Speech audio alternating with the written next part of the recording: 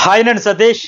Voting trends చూస్తే క్లియర్గా elimination ఎవరు, బాటమ్ ఎవరు, టాప్ ఎవరు స్పష్టత అయితే వచ్చేస్తూ ఉంది. పైగా ఈ రోజు జరుగుతున్న ఈ లైవ్లో ఈ టాస్కుల పరంగా కొత్త కొత్త కాంబినేషన్స్, కొత్త చీఫ్లు, కొత్త క్లాన్ సభ్యులు అంతా గేమ్ అయితే కంప్లీట్గా చేంజ్ కావడానికి ఇది ఒక ఎగ్జాంపుల్ అని చెప్పొచ్చు. వాళ్ళు జరుగుతున్నవని చూస్తే కొత్త కాంబినేషన్ సెట్ అయింది. సీత చీఫ్ అవ్వడం, సీత టీంలోకి ఇంతవరకు ప్రేరణ అపోనెంట్గా ఉండే ఆమె అంటే విష్ణుప్రియకి వీళ్ళందరితో గొడవలు అయ్యాయి కదా, ఆమె కూడా ఊహించని సర్ప్రైజ్ ఇచ్చారు. ఏంటి అని అడిగి ఉబ్బితే అబ్బిబ్బి అయిపోయి, అయ్యో నన్ను తీసేస్తారు అనుకుంటే ఎలాంటి జర్క్ ఇచ్చారంటే, జలక్ ఇచ్చారంటే అని విష్ణుప్రియ ఆమెతో ఉన్న ఆ వైబ్ అంతా పోయి వాళ్ళ బ్యాచ్తో ఉండే వైబ్ మన ఫైటింగ్లు చేశారు కదా, వీధి కులాయిల దగ్గర ఫైటింగ్లు అన్నట్టు హోస్ట్ అయినట్టుగా ఇప్పుడు విష్ణుప్రియ, సీత, ప్రేరణ, నయనిక అందరూ కలిపి ఒక క్లాను నెక్స్ట్ లెవెల్ ఉండబోతుంది. గేమ్ అంతా గేమ్ చేంజ్ కాబోతుంది. ఈ ఇంపాక్ట్ కూడా క్లియర్గా కనిపిస్తూ ఉంది. అలాగే హైలైట్స్ ఉన్నాయి. మరి సోనియా ఆటని ఎలా చెడగొట్టుకుంటుంది, చేతులారా హౌస్ మేట్స్ అందరితో లొల్లి. సాధారణంగా ఇలా లొల్లి అయితే హౌస్ మేట్స్ అందరితో ఆడియన్స్లో ఫుల్గా పాజిటివ్ వచ్చేసి వాళ్ళు ఎక్కడికో వెళ్ళిపోతారు, ఓటింగ్లో టీమ్ లీడర్స్ అయిపోతారు. అది సీజన్కి విన్నర్స్ మెటీరియల్గా దూసుకుపోతారు. బట్ రివర్స్లో అవుతుంది. ఎందుకు ఏంటని కూడా చెప్పుకుందాం ఇందులో ఒకసారి అనలైజ్ చేసుకుంటే. ఫస్ట్ వన్ ఏంటి, నబీల్ దూకుడు అయితే కొనసాగుతూ ఉంది. ఇప్పుడు 26 to 29% ఓటింగ్ ఉంది. కొన్ని చోట్ల ఎక్కువ, కొన్ని చోట్ల కొద్దిగా తక్కువ ఉన్న యావరేజ్ నేను చెబుతూ ఉన్నా. ఆయన ఈ సోనియాతో ఆ రైవలరీ కొనసాగించాలని అనుకోకపోయినా ఈమెయితే మళ్ళీ కెలిక్ఫైయింగ్ అండ్ కొనసాగిస్తుందని చెప్పొచ్చు. ఎందుకంటే ఈ పాయింట్ దగ్గర అందరూ వచ్చి బొమ్మ పగల కొట్టేటప్పుడు సింపుల్గా 1 or 2 సెంటెన్స్లో చెప్పేస్తాను, వెళ్ళిపోతాను, ఇష్యూ అయిపోతుంది. ఆయన మాత్రం పెద్ద చిట్టా తెచ్చుకొని సేమ్ నిన్న తాలూకా ఆ నామినేషన్లో అప్పుడు ఏదైతే అతను ఏమైనా పాయింట్అవుట్ చేసి చెప్పాడో ఈవిడ మళ్ళీ అవే పాయింట్లు అక్కడికి వెళ్ళి ఈమె ఆయన నామినేట్ చేసేటప్పుడు కూడా ముందు ఆయన అడిగిన ప్రశ్నలకు ఇక్కడ సమాధానం చెప్పడానికి ప్రయత్నించి కన్వీనియన్స్ చేయలేకపోయింది కదా, అవే పాయింట్లు మళ్ళీ తెచ్చి ఆయనకి చెప్పి నామినేట్ చేసింది. పైగా అవే మళ్ళీ ఇక్కడికి వచ్చి తెప్పింది. ఎందుకంటే నువ్వు అందరితో కలవట్లేదు, నువ్వు ఆయన కూడా చెప్తుంది, నువ్వు రివెంజ్ నామినేషన్ వేస్తారో నాకు అర్థమవుతుంది లేదు చెప్పి సేమ్ క్లియర్గా చెప్పింది. అసలు అందరితో నబీల్ కలుస్తూ ఉన్నాడు, ఈమె కలవట్లేదు. వాళ్ళిద్దరితో తప్ప మిగతా ఏ హౌస్ మేట్తో కూడా మింగిల్ అయ్యే ప్రయత్నం అయితే జరగట్లే.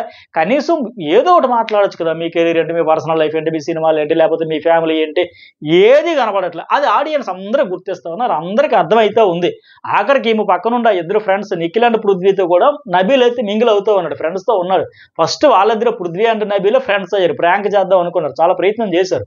సో ఈమె మింగిల్ అవ్వకుండా, ఎవరితో కలవకుండా ఆ ఇద్దరితోనే ఉండి ఇతరులో చెప్పడం నువ్వు అసలు ఎవరితో కలవట్లా, అసలు ఓపెన్ అవ్వట్లేదండి. అలాగే రెస్పెక్ట్ ఇవ్వట్లేదు అన్నం కూడా. ఈమె ఆదిత్యకి ఎంత రెస్పెక్ట్ ఇచ్చిందో కూడా చూసాం. చాలా పెద్ద ఆయన కదని చెప్పి ఏంటి మెడికల్ రూమ్కి తీసుకెళ్ళమంటారా, ఆ కూర్చో, బ్లాక్ కాఫీ తెప్పిస్తా, కాస్త టైం తీసుకో, ఆరాంగా కూర్చో, రిలాక్స్ అవ్వు, రెస్ట్, ఇవన్నీ మాట్లాడడం.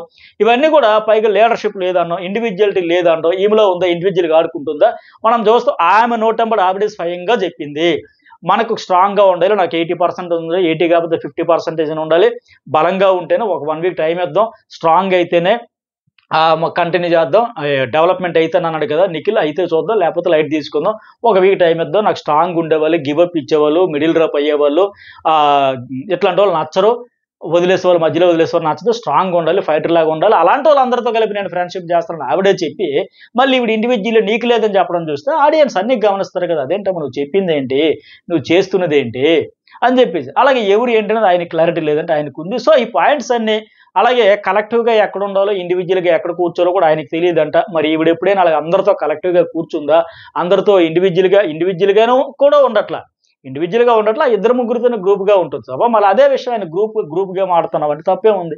సో ఆయనైతే ఇండివిజువల్గానే ఆడుతున్నాడు, ఈమె గ్రూప్ అంటే ఫీల్ అయ్యింది.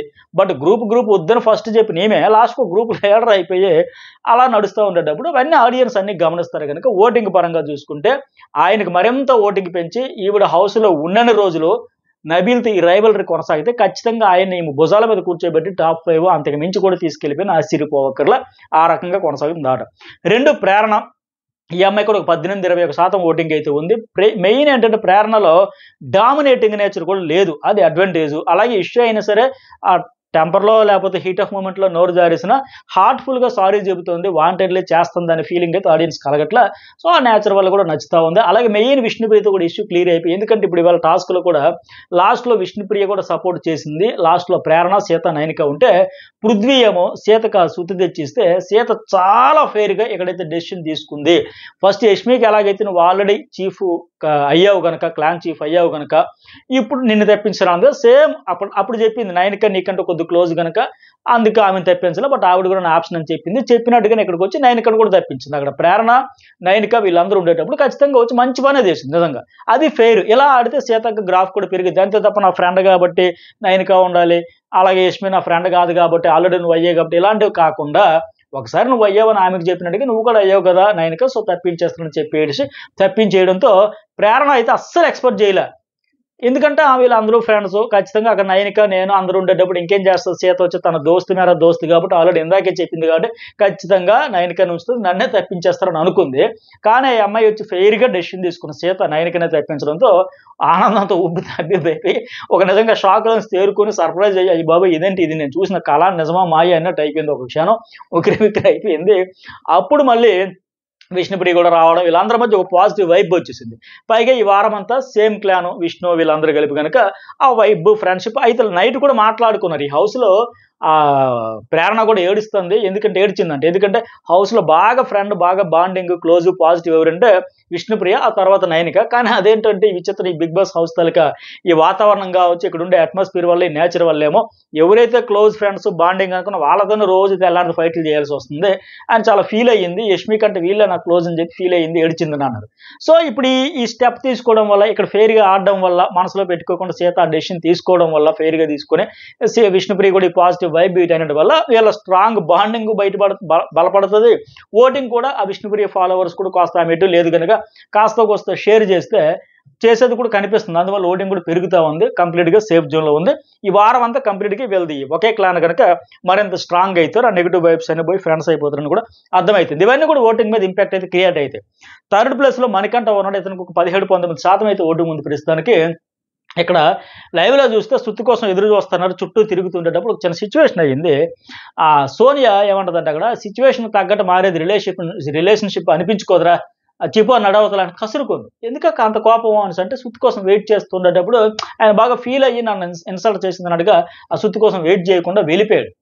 అంటే అందరి విషయంలో సేమ్ యారగెన్సీ చూపిస్తూ ఉంటే ఈమె నబీల విషయంలో, మణికంఠ విషయంలో, వన్ అండ్ ఓన్లీ ఎవరు పృథ్వీ విషయంలో, ఇంకా నిఖిల్ వాళ్ళిద్దరి విషయంలో తప్ప మిగతా అందరి విషయంలో ఒకటే యాటిట్యూడ్, ఒకటే యారగెన్సీ. అది ఆదిత్య లాంటి పెద్ద వయసు కావచ్చు, ఇంకా నైనిక లాంటి చిన్న వయసు కావచ్చు, ఎవరైనా కావచ్చు, ఒకటే యారగెన్సీ వల్ల ఆడియన్స్కి నచ్చదు. అయితే ఇక్కడ 2 పాయింట్స్ ఉన్నాయి. ఈ మాత్రం పట్ల అంత యారగెన్సీగా అవమానించింది నిన్న అతను ఎవరైతే ఆదిత్యం చేసింది అట్లా చీపో పోవతల నడవతల అన్నట్టు. ఎందుకంటే కాదక్కంటే ఏదో చెప్పబోతే ఇంతకుముందు 2 అయినా ఆ 2 ఇన్సిడెంట్లు బ్యాగేజ్ క్యారీ అయ్యింది, పక్క గ్రూప్ గేమ్ ఆడుతుంది అనడానికి ఇది ఒక ఉదాహరణ. మరొకటి ఇప్పుడు సోనియా అంతకుముందు వచ్చి అక్కడ ఆదిత్య చాలాసేపు ఇలా రెడీగా ఉన్నాడు, రన్నింగ్ మూమెంట్ తీసుకొని సుత్తి కోసం. అలాగే ఆ పక్కన నిఖిల్ ఉన్నాడు, ఈ పక్కనేమో మణికంఠ ఉన్నాడు. ఎవరు ప్రయత్నం వాళ్ళు చేస్తున్నారు, బజిర్ మోగిద్దారు.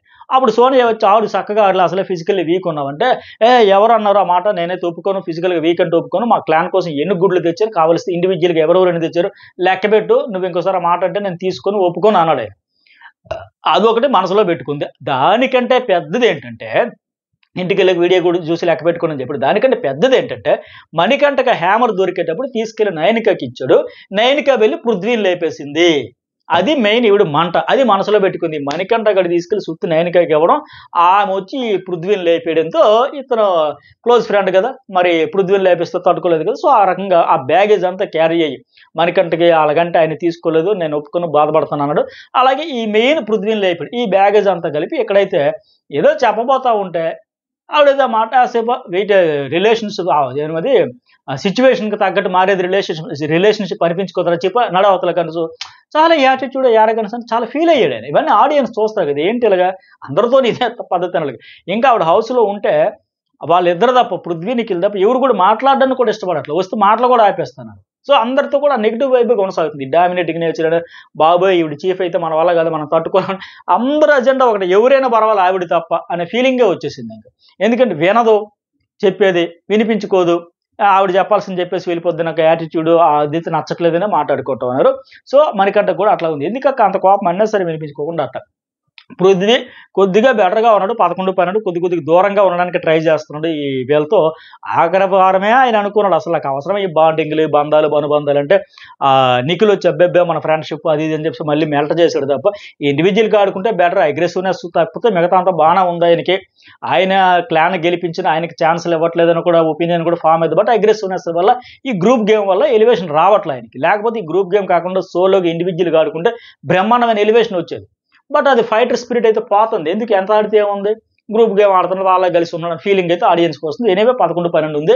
ఆదిత్య కూడా ఓటింగ్ పెరుగుతుంది, గత వారంతో పోలిస్తే ఖచ్చితంగా పెరుగుతుంది. మార్నింగ్ కూడా మళ్ళీ ఆయనతో అసలు తప్పులంతా మీవే, అసలు మైక్ కోసం చేయడం అంటే బ్రోటల్ అంట, జస్ట్ అంట నువ్వు పృథ్వీ అగ్రెసివ్ అయిపోతే ఎందుకమ్మా ఆపట్లేదు అని చెప్పిందని బ్రోటల్. అది పెద్ద పాయింట్ అంట, క్రూరమైన పాయింట్ అంటే, అది పాయింట్ అంత పెద్ద క్రూరమైన పాయింట్. ఇట్లా ఆయన తగ్గిన సరే సోనియా గారు మీరు చెప్పండి అనే సరే ఏం మాత్రం నన్ను చేసిన పాయింట్ అసలు పాయింటే కదా, వీళ్ళు అసలు పాయింటే చెప్పకుండా అసలు ఆయన అదేనే చెప్పాడు, మైకి వేసుకోలేదమ్మా, అలాగే అతను అగ్రెసివ్ కంట్రోల్ చేయలేదమ్మా, అసలు మీకు పాయింట్ చెప్పాల్సిన అవసరం లేదు, ఈ వారమా వచ్చే వారం వెళ్తారులా వెళ్ళండి, గో ప్లీజ్ గో అని చెప్పే విధానం ఇవన్నీ కూడా హౌస్తో ఎవరితో కూడా వైబ్ సెట్ అవ్వట్లేదు. ప్రస్తుతానికి చూసుకుంటే ఇంకా ఓటింగ్ తగ్గిపోయింది మార్నింగ్ కంటే ఇప్పటికి కూడా. వాళ్ళందరికీ పెరుగుతూ ఉంటే ఈవిడికి మాత్రం తగ్గింది 6-7% ప్రస్తుతానికి. సో ఈ వారం బ్యాగ్ సర్దుకునే పరిస్థితి కనిపిస్తూ ఉంది. ఇంకా మన న్యూస్ బోల్ అండ్ జర్నలిస్ట్ సదస్సులో కూడా ఒపీనియన్ పోల్స్ 2 పెట్టి అందులో కూడా ఓటు వేయండి. అందులో న్యూస్ బోల్ ఒక 22-23K వేస్తూ అందులో నాగవాణి కంటే ప్రేరణ కోసం 40% వేస్తే, నబీల్ కోసం 31%, ఆదిత్య ఓంకు 11%, పృథ్వీకి 10%, సోనియాకు 9% వేశారు ఈ 23-22K ఓటు దగ్గర. అలాగే జర్నలిస్ట్ సదస్సులో కూడా ఒక ఒపీనియన్ పోల్ పెడితే అందులో నబీల్ కోసం 35%, ప్రేరణకేమో 24%, నాగమణి కంటే 19%, పృథ్వీ లేదా సోనియా కోసం 12%, ఆదిత్యకేమో 10%. మన ఈ 2 ఛానల్స్లే కాదు అన్ని సోషల్ మీడియా ఒపీనియన్ పోల్స్ అన్ని చూసుకొని చెబుతా ఉన్నా.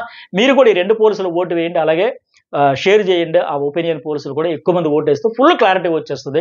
అట్లాగే కామెంట్ కూడా చేయండి, ఎవరు అర్హులు హౌస్లో ఉండడానికి, ఎవరు ఎలిమినేట్ అవ్వాలనుకుంటున్నారు, ఎవరిది గ్రూప్ గేమ్ ఎవరిది కాదు. అలాగే సీత ఈరోజు డెసిషన్స్ ఫెయిర్గా తీసుకుందా, నాకైతే ఫెయిర్ అనిపించింది, మరి మీకేమనిపించింది అన్నీ కూడా కామెంట్స్ అయితే చేయండి.